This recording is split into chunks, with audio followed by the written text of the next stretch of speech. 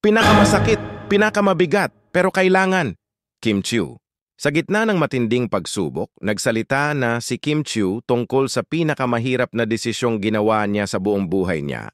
Ayon kay Kim Chiu, buong puso kong ibinabahagi ang pahayag na ito.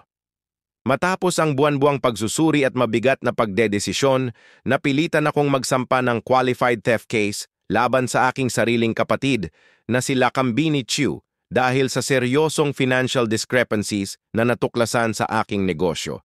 Isa ito sa pinakamasakit na hakbang na ginawa ko, hindi bilang artista, kundi bilang kapatid at negosyante. Ibinuhos daw ni Kim ang kanyang dedikasyon, pagtitiwala at pagmamahal sa mga business venture na pinaghirapan niya mula simula. Ngunit nang matuklasang malalaking halaga at assets ang nawawala, napilitan siyang kumilos para protektahan ang kumpanya, ang mga empleyado at ang integridad ng lahat ng kanyang pinaghirapan.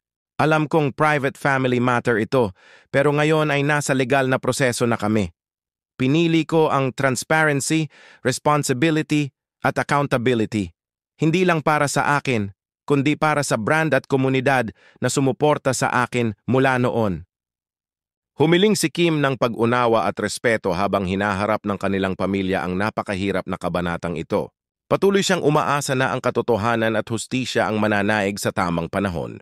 Sa kabila ng lahat, mananatili akong matatag para sa aking trabaho, sa mga sumusuporta at sa paglago ng aking mga negosyo.